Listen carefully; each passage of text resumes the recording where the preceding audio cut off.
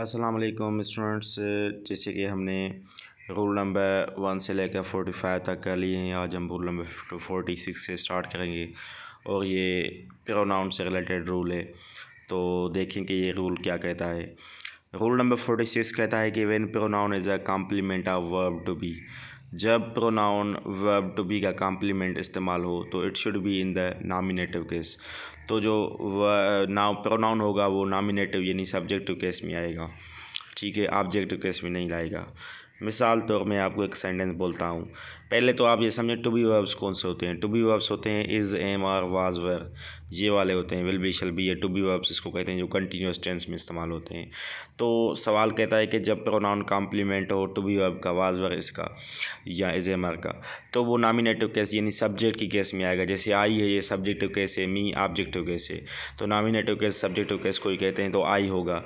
जैसे शी है तो ये सब्जेक्टिव या नॉमिनेटिव केस है, उसका हर बनाते हैं तो वो ऑब्जेक्टिव केस ऑब्जेक्ट की जगह पे आती है। तो ये कहता है कि जब भी टू बी वर्ब की कॉम्प्लीमेंट हो प्रोनाउन तो उसको आप सब्जेक्टिव केस में इस्तेमाल करें। एग्जांपल आप देखें फिर आपको बात समझ आएगी। If you were her would you go there, ये कहता है if you were her would you go there. देखिए वर आ गया है, ये टू बी वर्ब है, तो उसके बाद जो कॉम्प्लीमेंट आई है वो हर आई है। तो इसने क्या कहा कि जब भी टू बी वर्ब की कॉम्प्लीमेंट आएगी वो सब्जेक्टिव केस में आएगी। तो हर जो है वो तो ऑब्जेक्टिव केस है, हर का सब्जेक्टिव केस कौन सा होता है, शी होता है। तो इसको करेक्ट करेंगे तो क्या बनेगा, if you were she would you go there, तो शी आ गया है, तो यहाँ पे अब सेंटेंस करेक्ट हो गया। समझ आई बात, ठीक है। रूल नंबर 47, रूल नंबर 47 कहता है कि when pronoun is used as object of verb और प्रीपोजिशन, ये कहता है कि जब भी प्रोनाउन को इस्तेमाल किया जाए। अभी रूल्स आपको तभी समझ आएंगे जब आपको बेसिक कॉन्सेप्ट्स होंगे कि प्रोनाउन क्या होता है, ऑब्जेक्टिव केस क्या होती है, सब्जेक्टिव केस क्या होती है, फिर ही बात आपको समझ आएगी। लेकिन जिसके क्लियर नहीं है तो वो प्लीज़ पहले वो देखें, वो सुने, वो कहीं से पूछें कि ये की क्या चीज़ है, फिर आप रूल को पढ़ें तो आपको आराम से, आसानी से, इत्मीनान से समझ आएगा। तो ये कहता है कि when pronoun used as object of verb और प्रीपोजिशन, जब प्रोनाउन को ऑब्जेक्ट की जगह पे इस्तेमाल किया जाए, वर्ब का ऑब्जेक्ट या प्रीपोजिशन का ऑब्जेक्ट, तो वो ऑब्जेक्टिव केस में होना चाहिए। जैसे ये एक सेंटेंस है, let you and I do it, तो ये होगा let you and me do it. They came for her and I, they came for her and me, ठीक है। क्योंकि मी, आई जो वर्ड है ये ऑब्जेक्ट की जगह पे आया है तो आई नहीं होना चाहिए, ये ऑब्जेक्टिव केस में होना चाहिए। तो आई की ऑब्जेक्टिव केस मी होती है, क्योंकि लास्ट में ऑब्जेक्ट ही आता है तो ये ऑब्जेक्ट की जगह पे समझ आई। और लेट के बाद जो भी केस आएगी वो ऑब्जेक्टिव केस ही आती है। Let me go, let him go, let her go, ठीक है। ऐसे नहीं होगा let she go, let you go, let I go, नहीं नहीं नहीं। लेट के बाद जब भी केस आएगी वो कौन सी होगी, वो आपकी ऑब्जेक्टिव केस होगी। मतलब जैसे शी का ऑब्जेक्ट हर है, आई का ऑब्जेक्ट मी है, ऐसे ही आएगा। उसके बाद रूल नंबर 48, रूल नंबर 48 कहता है कि emphatic pronoun can't stand alone in sentence, they need another pronoun. जब भी एम्फेटिक प्रोनाउन इस्तेमाल करेंगे, एम्फेटिक मतलब ताकीद करने वाले अल्फाज, जैसे हम कहते हैं ना कि ये मैंने काम अपनी तरफ से मैंने खुद किया है, खुद अल्फाज इस्तेमाल करते हैं। Myself, yourself, herself, she herself, himself, themselves, ठीक है, यूर सेल्फ, ये सारे क्या हैं, ये एम्फेटिक प्रोनाउन है। तो ये सेंटेंस में अकेले नहीं आएंगे, इसके लिए लाजमी है कि कोई और भी प्रोनाउन होना चाहिए। तो जैसे एक एग्जांपल है कि him self cut his hand, him self तो आ गया लेकिन इसका प्रोनाउन कहाँ है ही नहीं, तो ये सेंटेंस रॉन्ग है। तो क्या बनेगा, he himself cut his hand. Ourselves dug our grave, गलत है। वही के साथ अगर सेल्व्स आता है तो वही लगाएंगे, वही अवर सेल्व्स ड्रग अवर ग्रेव। समझ आई बात, बिल्कुल आसान रूल है कि जब भी एम्फेटिक प्रोनाउन आएगा, my self, our self, your self, तो उसका जो सब्जेक्ट है प्रोनाउन वो लाजमी आना चाहिए, ठीक है। यू या आई या मी या ही शी जो भी होगा। उसके बाद रूल नंबर 49 कहता है कि indefinite pronoun one if used in sentence must be through out the sentence. अगर वन का अल्फाज यूज़ हुआ गए तो आगे भी जो अल्फाज आएगा, जो उसकी कोई भी केस बनेगी, कोई भी उसका एम्फेटिक प्रोनाउन बनेगा वो सेम वन वाला बनेगा। जैसे एक सेंटेंस है, one must not think high of himself, तो ये रॉन्ग है क्योंकि वन है तो हिमसेल्फ कैसे आएगा, ही होगा तो हिमसेल्फ आएगा, वन होगा तो वन सेल्फ बनेगा। तो इस सेंटेंस को हम ऐसे लिखेंगे, one must not think high of one self. One की जो एम्फेटिक प्रोनाउन बनेगा वन सेल्फ बनेगा, जो वन की केस बनेगी पॉजिटिव केस वो वंस बनेगी, ठीक है। उसके बाद रूल नंबर 50 है कि आइदर आइदर या नाइदर आप दो बंदे के लिए, दो चीज़ों के लिए इस्तेमाल करें।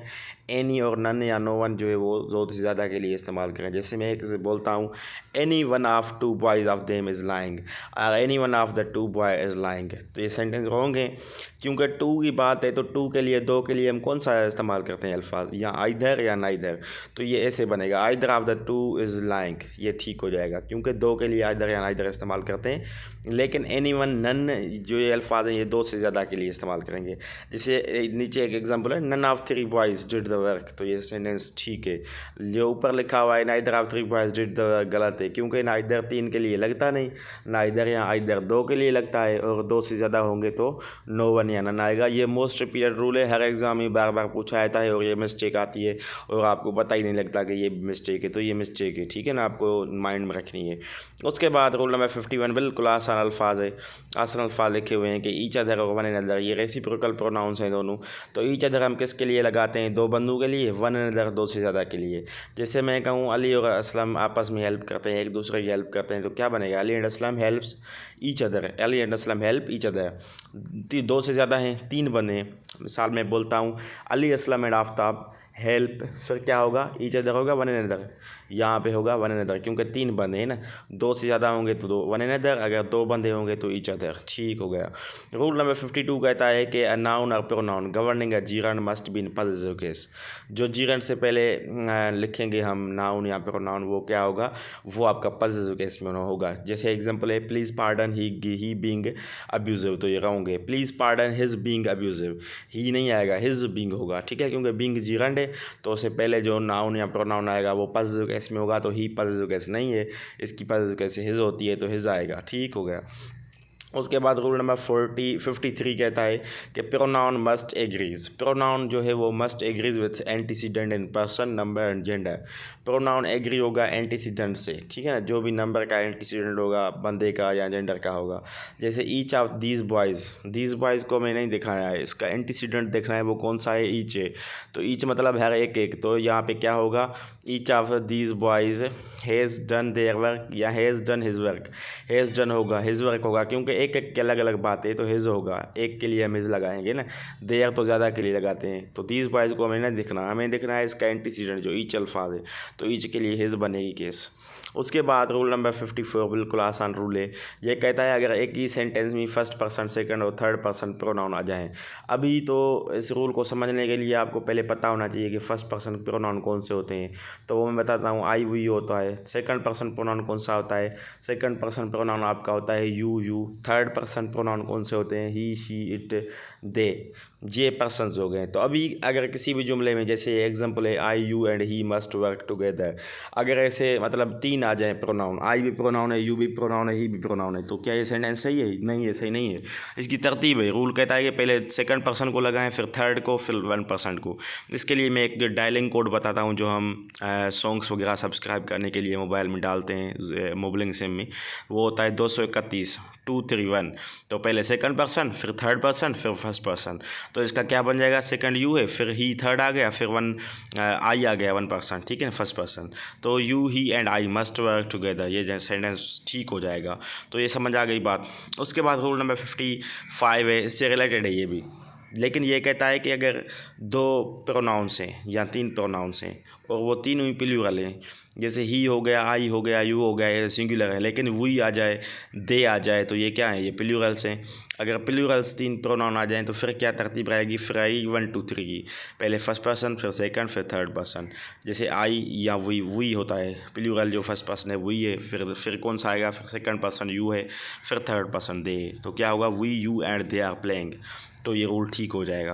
अगर इसमें आपको कोई कन्फ्यूजन हो रही है तो आप बिल्कुल बेशक मुझसे पूछ सकते हैं, मैं आपको गाइड करूँगा, ठीक है। उसके बाद रूल नंबर 56 को डिस्कस कर लेते हैं। बिल्कुल आसान रूल है, ये कहता है कि जब भी लेट आएगी उसके बाद जो अल्फाज आएगा वो ऑब्जेक्टिव केस में बनेगा। तो लेट ही गो आउट नहीं होगा, let him go out, let me go out, let us go out, let we नहीं होगा, लेट अस होगा, ठीक है। लेट यू हो सकता है, यू की केस भी यू ही होती है ऑब्जेक्टिव, तो कोई भी होगा तो ऑब्जेक्टिव केस होगा। लेट दे गो नहीं, लेट देम गो।